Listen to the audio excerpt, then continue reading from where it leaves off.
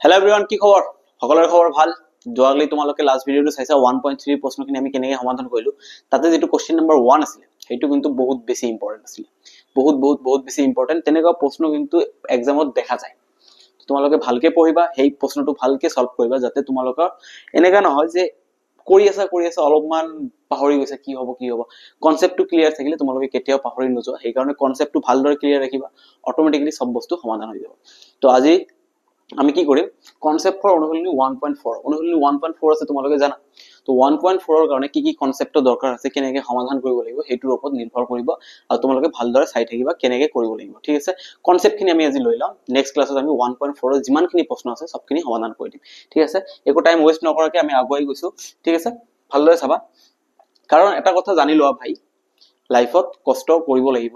Without কষ্ট তুমি কেতিয়াও সাকসেস হ'ব নোৱাৰা। Hard work matters. হাৰ্ড ওয়াৰ্কৰ লগত তোমাক ডিসিপ্লিন লাগিব। তোমালোকৰ ডাঙৰ এটা ভুল কি আছিলে, হেতু আছিলে যে কনসেপ্টটো বহুতে ক্লিয়াৰ নাৰাখে, প্লাস বহুত ষ্টুডেন্টে কি ৰাখে ডিসিপ্লিন নাথাকে। ডিসিপ্লিনটো বহুত বেছি ইম্পৰ্টেন্ট। যদি তোমালোকে ভাবিছা যে মই লাইফত এইটো কৰিম বা সেইটো কৰিম বা এইটো কৰিম, তেনেহলে ডিসিপ্লিন তোমালোকৰ থাকিব লাগিব। এটা ডিসিপ্লিন বনাই ল'ব লাগিব আৰু এই ডিসিপ্লিন মতে তোমালোকক আগুৱাব লাগিব। উইদাউট ডিসিপ্লিন কোনো আগুৱাব নোৱাৰে, এইটো ডাইৰেক্ট কথা মই কৈ দিছো। ঠিক আছে, তো চোৱা ইয়াতে কি আছে, ইয়াতে পৰিমেয় সংখ্যা আৰু সিহঁতৰ দশমিক বিস্তাৰিত পুনৰ ভূমুকি। ঠিক আছে, এতিয়া দশমিক সংখ্যা ইয়াতে কৈছে পৰিমেয় সংখ্যাৰ লগত দশমিক সংখ্যাৰ কি মানে কি মিল আছে। তোমালোকে এটা কথা ভালদৰে জানা যে পৰিমেয় সংখ্যা বুলি ক'লে এইটোক আমি p/q আকাৰত লিখিব পাৰিমেই পাৰিম। 100% লিখিব পাৰিম। ঠিক আছে, 100% ডাইৰেক্ট কৈ দিম। যদি কিবা p/q আকাৰত আছে, ভগ্নাংশ ৰূপত আছে, তেনেহলে আমি ইয়াক ডাইৰেক্ট কৈ দিব পাৰিম ইয়েস এইটো এটা p/q আকাৰত আছে, তেনেহলে ই এটা দশমিক মানে কি কয় এইটো পৰিমেয় সংখ্যা হ'ব। কিন্তু যেতিয়া আমি ইয়াক দশমিক ৰূপত লৈ যাম, তেতিয়া মই তোমালোকক আগতো ভিডিওত কৈ দিছো যে দশমিক সংখ্যাৰ তিনিটা ৰূপ থাকে। এটা থাকে দশমিক সংখ্যা দশমিকৰ পিছত ৰখি যায়, যেটো আমি পৰিসমাপ্ত বুলি কওঁ। ঠিক আছে, যেনেকৈ দশমিক সংখ্যা সাপোজ ধৰি লোৱা উদাহৰণস্বৰূপে 3.25 আমি লৈ লৈছো। 25 ৰ পিছত মই ডট ডট ইউজ কৰা নাই, তাৰ মানে এইটো দশমিকৰ পিছত কিছুমান দুটা ঘৰ বা তিনিটা ঘৰ চাৰিটা ঘৰ যিমানটা ঘৰ হ'ব পাৰে যোৱাৰ পিছত কিন্তু ৰখি গৈছে, এইটো কন্টিনিউ হৈ থকা নাই, তেনেহলে এনেকুৱা ধৰণৰ আমি কি বুলি কম, পৰিসমাপ্ত বুলি কম। পৰিমেয় হয় কিন্তু পৰিসমাপ্ত বুলি কম। ঠিক আছে, পৰিসমাপ্ত বুলি কম। কিন্তু কিছুমান তোমালোকে এনেকুৱা সংখ্যা পাইছা, ধৰি লোৱা 3.3333 ৰিপিট হৈ আছে, এটা সংখ্যা বাৰবাৰ ৰিপিট হৈ আছে আৰু কন্টিনিউ হৈ আছে, ডট ডট হৈ আছে। এনেকুৱা ধৰণৰ সংখ্যাক আমি কি বুলি কম, এইটো ৰখি গলে পইণ্টৰ পিছত ৰখি গলে পৰিসমাপ্ত, ৰখি নোযোৱাকৈ যদি ডট ডট কন্টিনিউ হৈ থাকে তেনেহলে আমি কি বুলি কম, অপৰিসমাপ্ত। কি বুলি কম, অপৰিসমাপ্ত। ঠিক আছে, আৰু সেম বস্তু বাৰবাৰ আহি আছে, বাৰবাৰ সেম বস্তু আহি আছে, সেই কাৰণে আমি ইয়াক দুটা নাম দিব পাৰো। হয়তো আমি ইয়াক পুনৰাবৃত্তও ক'ব পাৰো, কি তোমালোকে কিতাপত পাও পুনৰাবৃত্ত হৈ আছে, নতুবা তোমালোকে এইটোও ক'ব পাৰা পৌনঃপুনিক। দুটাৰ এটা তোমালোকে ক'ব পাৰা। অপৰিসমাপ্ত পুনৰাবৃত্তি ক'লে হ'ব, নহলে অপৰিসমাপ্ত পৌনঃপুনিক বুলিও ক'লে হ'ব। কিয় মই পুনৰাবৃত্তি কৈছো, কাৰণ এটা বস্তু পুনৰ বাৰবাৰ আহি আছে, সেই কাৰণে ইয়াক পুনৰাবৃত্ত বুলি ক'লে হৈ যাব। আশা কৰিছো তোমালোকে ইমান দূৰ কনসেপ্টটো বুজি পাইছা। এতিয়া কৈছে দশমিক পিছত পুনৰ, এতিয়া কোনবোৰ সংখ্যা, ধৰি লোৱা কিবা এটা সংখ্যা আছে 2/5 বা কিবা আছে 3/7, এনেকুৱা সংখ্যা আছে। এতিয়া ভগ্নাংশ ৰূপত এইটো দুটাকে আমি পৰিমেয় বুলি কওঁ, এতিয়া কোনটো পৰিমেয় সংখ্যা এইটো পৰিসমাপ্ত ৰূপ লব, কোনটো পুনৰাবৃত্ত ৰূপ লব, সেইটো ওলাব লাগে। এতিয়া কোনটো ভগ্নাংশ ৰূপত, যেটো p/q আকাৰত আছে, কোন ধৰণৰ ভগ্নাংশ ৰূপ পৰিসমাপ্ত ৰূপ লব বা কোন ধৰণৰ ভগ্নাংশ ৰূপটো মানে p/q ৰূপটো অপৰিসমাপ্ত পুনৰাবৃত্ত ৰূপ লব, এইটো আমাক এতিয়া ওলাব লাগিব। কেনেকৈ ওলাব লাগিব ভালদৰে চাবা। ঠিক আছে, কনসেপ্টটো ইয়াতে দি দিছো, অকনমান এটা এক্সাম্পল লৈ লৈছো। ঠিক আছে, সাপোজ যেনেকৈ এইটো আছে, এইটো যেতিয়া মই দশমিকত লৈ যাম, তেনেহলে 2ক 5 ৰে হৰণ কৰিলে পইণ্ট এটা দিব 25.4, 5 পূৰণ 4 কিমান হ'ব 20, তাৰ মানে এইটো কি হ'ব 0.4। এইটো দশমিকত কন্টিনিউ হৈ আছে নেকি, নাই হোৱা, তেনেহলে এইটোক আমি কি বুলি কম, পৰিসমাপ্ত ভগ্নাংশ, পৰিসমাপ্ত পৰিমেয়। কিন্তু এইটোক যেতিয়া আমি হৰণ কৰিম, 3ক যেতিয়া আমি হাতেৰে হৰণ কৰিম, পইণ্ট দিম 0 7 4 গুণ 28। ঠিক আছে, তাৰপৰে 30 ৰ পৰা 28 গলে কিমান থাকিব 2, পইণ্টৰ কাৰণে আকৌ 0, 7 2 গুণ 14। ঠিক আছে, আকৌ ইয়াতে কি হয় 6, পইণ্টৰ কাৰণে 0, 7 8 গুণ 56। চাওক এইটো শেষ নহব, এইটো কন্টিনিউ কৰি থাকিব, কিবা কিবি আহি থাকিব আৰু এইটো শেষ নহয়, এইটো কি আহিব ডট ডট হৈ থাকিব। 142 তাৰ পিছত ইয়াতে কিমান আহিব 4 পইণ্টৰ কাৰণে আকৌ 0 7 5 গুণ 35 35 এনেকৈ এইটো ডট ডট গৈ থাকিব তো এইটো কি হ'ব অপৰিসমাপ্ত কিন্তু সেম বস্তু বাৰবাৰ ৰিপিট আহি থাকিব সেইকাৰণে ইয়াত পুনৰাবৃত্ত কোৱা হ'ব ঠিক আছে এতিয়া জাস্ট মই অকনমান কথা কৈছো বেছি কোৱা নাই এইটো পুনৰাবৃত্ত কিয় আহিব এইখিনি মই কোৱা নাই এতিয়া কোনবোৰ আহিব কোনবোৰ পুনৰাবৃত্ত নহব এই জাস্ট বস্তুটো আমাক খুলাব লাগে ঠিক আছে সিধা কথা সিধা কথা সিধা কথা এতিয়া জাস্ট আমি আগুৱাই যাম আৰু ইয়াত উপপাদ্য এটা আছে উপপাদ্যটো বুজাৰ চেষ্টা কৰিম এই উপপাদ্যটো বুজিলে আমি গোটেইখিনি কাহিনী বুজি যাম যে একচুয়ালি ভিতৰত কি লুকাই আছে মই উপপাদ্যখিনি ইমান এটা নকওঁ জাস্ট সিম্পলি বুজাই দিম তাতে তোমালোকৰ ক্লিয়াৰ হৈ যাব যিবোৰ ভগ্নাংশ বা যিবোৰ p/q আকাৰত থকা পৰিমেয় সংখ্যা যিবোৰ p/q আকাৰত থকা পৰিমেয় সংখ্যা উপপাদ্যটো এবাৰ পঢ়ি লৈছো ধৰা x এটা কি কৈছে পৰিমেয় সংখ্যা কি বুলি কৈছে যে x এটা পৰিমেয় সংখ্যা ওকে আমি ধৰি লৈছো যে x এটা পৰিমেয় সংখ্যা যাৰ দশমিক বিস্তৃত পৰিসমাপ্ত পৰিসমাপ্ত মানে পয়েন্টৰ পিছত ই কন্টিনিউ নকৰে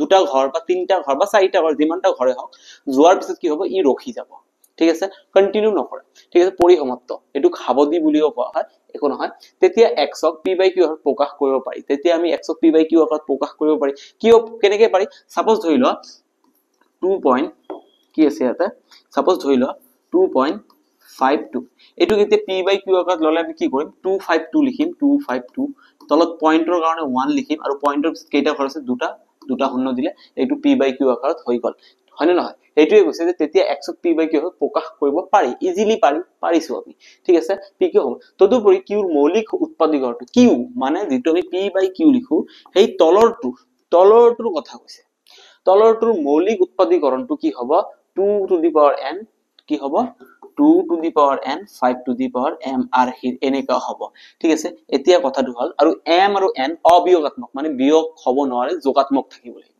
এই কথাটো কিয় কৈছে কাহিনী এতিয়া বুজি পাইছে এই কথাটো কি কৈছে একচুয়ালি ভালদৰে মনত ৰাখিব যি কোনো তুমি p/q আকাৰৰ মৌলিক সংখ্যা লোৱা ঠিক আছে তলত যদি ইয়াৰ 2 আৰু 5 থাকে কি থাকে অনলি 2 আৰু 5 2 থাকে বা 5 থাকে বা 2 আৰু 5 দুটা থাকে ঠিক আছে তেনেহলে আমি ইয়াক কি বুলি ক'ব পাৰিম পৰিসমাপ্ত এতিয়া বহুতে কিন্তু কথাটো ধৰিবই পৰা নাই স্যাৰ আপুনি একচুয়ালি কৈ আছে কি আমি একচুয়ালি ধৰিবই পৰা নাই ইয়েস তোমালোকে ধৰিব পৰা নাই মই গম পাইছো মই কি ক'ব বিচাৰিছো ইয়াতে কমপ্লিট হৈ যাব ঠিক আছে ইয়াতে কমপ্লিট হৈ যাব মই এটো ৰাপ কৰি দিছো চাবা ইয়াতে ঠিক আছে ভালদৰে চাবা দে ঠিক আছে কিবা এটা সংখ্যা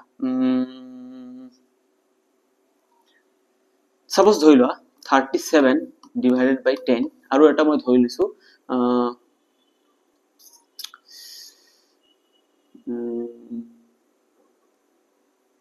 কিমান লম সাপোজ ধৰি লোৱা 11 by 6 দুটা সংখ্যা মই ধৰি লৈছো কিবা এক আপত্তি আছে নাই এক আপত্তি আছে নাই এতিয়া মোৰ কোনটো পৰিসমাপ্ত হ'ব আৰু কোনটো অপৰিসমাপ্ত হ'ব কোনটো দশমিকৰ পিছত ৰখি যাব আৰু কোনটো দশমিকৰ পিছত ৰখি না যায় ইয়াতে চালে আমি গম পাই যাম ঠিক আছে দশমিকৰ পিছত ৰখি যোৱা সংখ্যাবোৰ কেনেকা হ'ব 2 টু দি পাৱাৰ n তলত কি থাকিব 2 to the power n 5 to the power n মানে তলত যেটো থাকিব q উৎপাদকৰণটো q তলত যেটো থাকিব হেতু কেনেকা হ'ব 2 to the power n 5 to the power m এনেকা টাইপৰ হ'ব চাও এটা তলত কিমান আছে 10 10 ক যদি মই ভাঙি দিও কিমান হ'ব 2 ইয়াতে 2 5 গুণ 10 তাৰ মানে 10 ইকুৱেলছ টু মই কিমান লিখিলো 2 * 5 তাৰ মানে ইয়াতে q ৰ মৌলিক উৎপাদকৰণ কেনেকা হ'ব 2 আৰু 5 থাকিব অনলি 2 আৰু 5 ইয়াতে মই কি লিখিব 2 ৰ ওপৰত 1 5 ৰ ওপৰত 1 2 আৰু 5 থাকিব পাৰে তাৰ বাহিৰে কোনো থাকিব নোৱাৰিব যদি এইটো চাওক এতিয়া মই যদি এইটুক যদি এটা দশমিকত লৈ যাও কিমান হ'ব 3.7 তলত 10 আছে এটা 0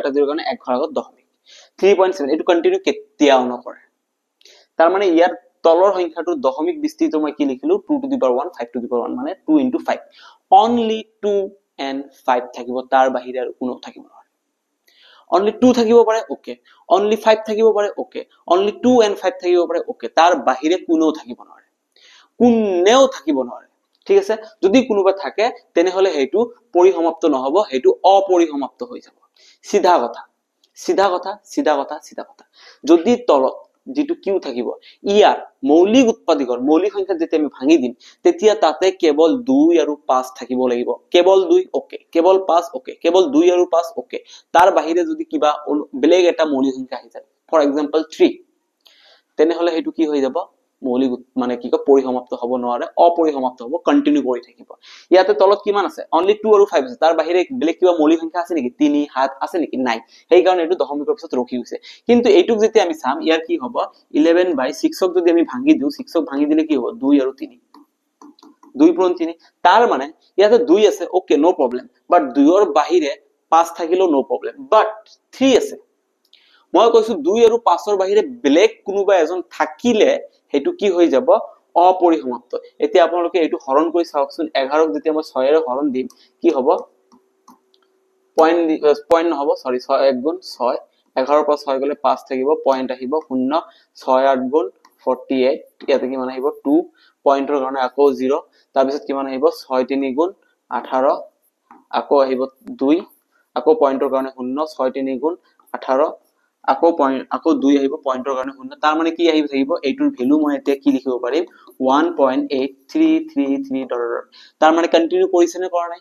অবভিয়াসলি কৰিছে, অবভিয়াসলি কৰিছে। কথাটো ইয়াতে ফিনিশ, ইয়াতে ফিনিশ। 1.833333 আহি থাকিব, কাৰণ তলত 2 আছে, নো প্ৰবলেম। 2ৰ বাহিৰে বেলেগ কোনো মৌলিক সংখ্যা যদি থাকে, যেনেকৈ ইয়াতে 3 আছে, 6ক যেতিয়া আমি ভাঙি দিম ইয়াতে কি আছে?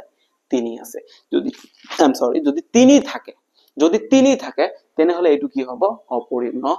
অপৰিসমাপ্ত হৈ যাব, কন্টিনিউ কৰিব, আহি থাকিব। কিন্তু কেৱল যদি তলত যেটো আমি মৌলিক উৎপাদীকৰণ ভাঙি দিও, আৰু ভাঙি দিয়াৰ পিছত চাও আমি কেৱল 2 আৰু 5 আছে, তাৰ বাহিৰে বেলেগ কোনো নাই, তাৰ বাহিৰে বেলেগ কোনো, কেৱল 2 আছে, নো প্ৰবলেম, কেৱল 5 আছে, নো প্ৰবলেম, তাৰ বাহিৰে বেলেগ কোনো নাই, তেতিয়া এইটো কি হৈ যাব? অপৰিসমাপ্ত হৈ যাব। এইটো পয়েন্টৰ পিছত কন্টিনিউ নকৰে, আহি নাথাকে। আশা কৰিছো জাস্ট সিম্পলি এইখিনি বস্তু, ঠিক আছে, ঠিক আছে, ঠিক আছে। এতিয়া নেক্সট উপপাদ্যটো চাও। ইয়াতে কি হৈছে? ধৰা x = p/q, সৰি, x = p/q, পৰিমেয় সংখ্যা যত n আৰু m দুও অবিগত সংখ্যাৰ q হৰটোৰ মৌলিক উৎপাদন 2 আৰু তেনেহলে x ৰ হাবদি দশমিক বিস্তৃত আছে, ঠিক আছে। এতিয়া কৈছে ধৰি লওক কি p/q এটা সংখ্যা আছে, q ৰ দশমিক বিস্তৃত মানে মৌলিক উৎপাদীকৰণ যেতিয়া আমি কৰিম, যেতিয়া ইয়াক মৌলিক উৎপাদীকৰণ ভাঙি দিম, কেনেকা সিস্টেমত পাম?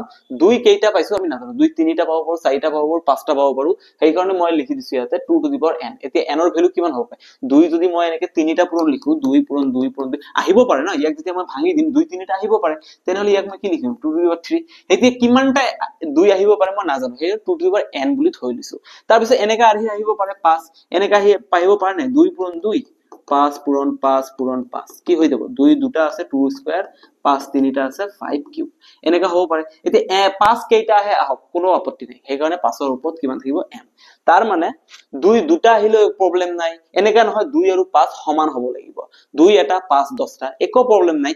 কিন্তু আমাৰ জাস্ট এইটো চেক কৰিব লাগিব যে 2 আছে নে নাই, 5 আছে নে নাই। কেৱল 2 থাকিলেও একো আপত্তি নাই, কেৱল 5 থাকিলেও একো আপত্তি নাই, কেৱল 2 আৰু 5 থাকিলেও একো আপত্তি নাই। তাৰ বাহিৰে যদি কোনোবা বেলেগ থাকে তেনেহলে হেতু আপত্তি হৈ যাব। ইয়াতে কৈছে যে q ৰ হৰটোৰ মৌলিক উৎপাদীকৰণ এনেকা 2 আৰু 5ৰ আৰ্হিৰ হ'ব লাগিব। যদি এনেকা হয়, এনেকা আৰ্হিৰ হয়, তেন্তে x ৰ এটা হাবদি দশমিক বিস্তৃত, হাবদি মানে অকনমান আগতে কৈছিলো পৰিসমাপ্ত, তেনেহলে ইয়াৰ দশমিক বিস্তৃত কি হৈ যাব? পৰিসমাপ্ত হৈ যাব। আশা কৰিছো তোমালোকে বুজি পাইছা। কিন্তু নেক্সট উপপাদ্য আমাক কি কৈছে? ইয়াতে নেক্সট উপপাদ্য কৈছে যে ধৰা x = p/q, এটা পৰিমেয় সংখ্যা যাতে q ৰ মৌলিক উৎপাদীকৰণ 2 এনেকা আৰ্হিৰ নহয়, 2n 5m, এইটো এনেকা নহয়, এই আৰ্হিৰ নহয়, যত n আৰু m অবিগত, এইটো বাদ দিয়া, তেন্তে x ৰ এটা দশমিক বিস্তৃত থাকিব অপৰিসমাপ্ত। যদি 2 আৰু 5 আৰ্হিৰ নহয়, তাৰ মানে 2 আছে 5 আছে, তাৰ লগত কিবা আছে, বা 2 5 নাই অনলি 3 আছে, মানে 2 5 থাকাৰ উপৰঞ্চি বেলেগ কোনোবা আছে, 3 হ'ব পাৰে, 7 হ'ব পাৰে, 11 হ'ব পাৰে, বা 2 আছে 5 নাই কিন্তু 2 আৰু 3 আছে, 2 আৰু 5ৰ বাহিৰে বেলেগ কোনো এজন থাকিলেই হ'ল। 2 আছে 5 আছে নো প্ৰবলেম, কিন্তু 2 আৰু 5ৰ বাহিৰে বেলেগ কোনোবা এজন থাকিলে হ'ল, 3 হওক 7 হওক যিয়ে নহওক কিয়, যি বেলেগ কোনোবা এজন থাকিলে হ'ল, হেতু কি হৈ যাব? অপৰিসমাপ্ত আকাৰৰ হৈ যাব। বুজি পাইছে? বুজি পাইছে? বুজি পাইছে? এতিয়া এক্সাম্পল লম আমি, এক্সাম্পল ইয়াতে চাব, এক্সাম্পল লৈছো ইয়াতে, ঠিক আছে, ঠিক আছে, ঠিক আছে, ঠিক আছে। মই সাপোজ লিখিছো 11/2 স্কয়ার ইনটু 5, ঠিক আছে। তাৰ পিছত এক্সাম্পল লৈছো 13 / 6 into sorry 6 নহয় এটো লিখিছো 6 এ লিখিছো 6 12 লিখিছো ঠিক আছে তাৰ পিছত লিখিছো এটা suppose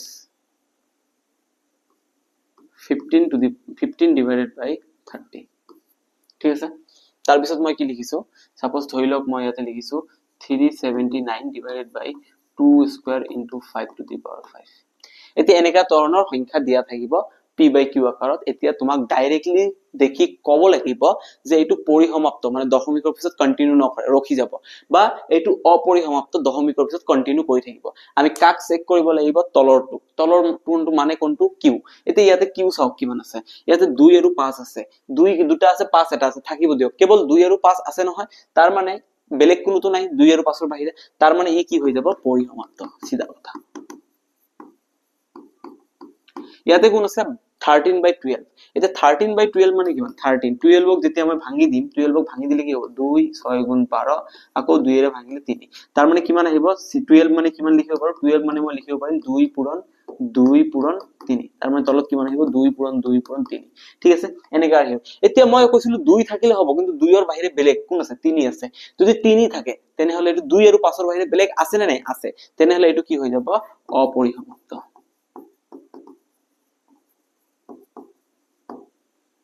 সিধা কথা এতিয়া ইয়াতে 15 by 13 আছে 15 by 30 এতিয়া তোমালোকে ভাবিছা তলতটো 3 আহে 30 মানে 3 10 গুণ 30 কিন্তু কাটাকাটি যাব না যাব কাটলে কিমান হ'ব 1/2 ফাইনাল আনসারটো চাব লাগিব আমাক ফাইনাল আনসারটো কাটাকাটি যদি যায় আমি কৰিম কাটাকাটি যদি যায় আমি কৰিম কৰাৰ পিছত আমাৰ ফাইনাল আনসাৰটো 1/2 তলত কেৱল 2 আছে বেলেগ কোনোবা আছে নাই যদি বেলেগ কোনোবা না থাকে তেনে হলে এটো কি হৈ যাব পৰিসমাপ্ত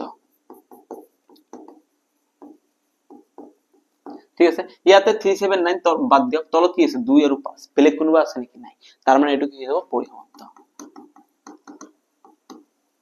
আহা কৈছো এতিয়া তোমালোকৰ জাস্ট ফিনিশ ক্লিয়াৰ হৈছে ঠিক আছে একেবাৰে ইজি বস্তু হয় একো আপত্তি নাই যেনেকে মই লৈছো এটা সাপোজ ধৰি লওক 21 divided by 2 into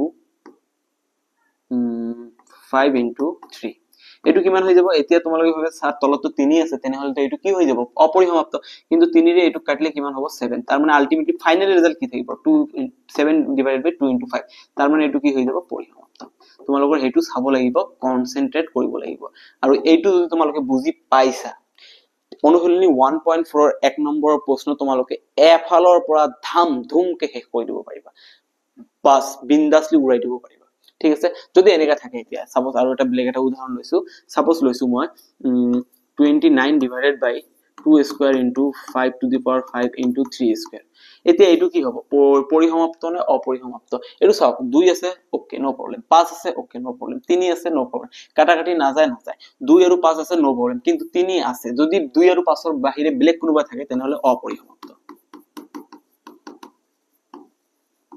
আহা কৈছো আপোনালোকে বুজি পাইছে সেম নেক্সট কে আৰু এটা एग्जांपल লৈছো ধৰি লওক 41 divided by 2 into 7 to the power 9 বা 7 স্কয়ার জি ন 7 স্কয়ার ঠিক আছে এটো কি হৈ যাব অপরিসমাপ্ত কি অপরিসমাপ্ত 2 এর বাহিরে 7 আছে ইয়াতে তার মানে এটো কি হৈ যাব অপরিসমাপ্ত আশা কৰিছো জাস্ট গোটেইখিনি কাহিনী অকনমান বস্তুতে আমি ধৰিব পাইছো 2 আৰু 5 ৰ বাহিৰে বেলেগ কোনোবা থাকিলে অপৰিসমাপ্ত কেৱল 2 থাকিলে পৰিসমাপ্ত কেৱল 5 থাকিলে পৰিসমাপ্ত কিন্তু 2 আৰু 5 ৰ বাহিৰে বেলেগ কোনোবা এজন আহিলে হল এটো অপৰিসমাপ্ত বুলি কৈ দিম বাস ফিনিশ চকু বন্ধ কৰি লব आंसर এটাকে উৰাই দিব পাৰিব অহাকালি আমি 1.4 এফালৰ পৰা উৰাই দিম 1.4 বহুত বেছি ইজি হয় ইয়াতে কোশ্চেন খিনি আছে মই ইয়াতে আজি পঢ়াই দিব পাৰো কিন্তু আজি নকৰো ঠিক আছে এটা এটাকে যাম আমি কনসেপ্ট ক্লিয়াৰ হলতি নেক্সট ডে আমি কি কৰিম 1.4 একেবাৰে উৰাই দিম আহা কৈছো তোমালোকে ইয়াতলৈকে ধুনিয়াকে বুজি পাইছা আজিৰ কাৰণে এইখিনি আছিল ভিডিওটো শেয়াৰ কৰিবলৈ নেপাহৰিবা কাৰণ মই জানো ভিডিওবোৰ চাই বহুত মানে যিহতে ভিডিওবোৰ চাইছে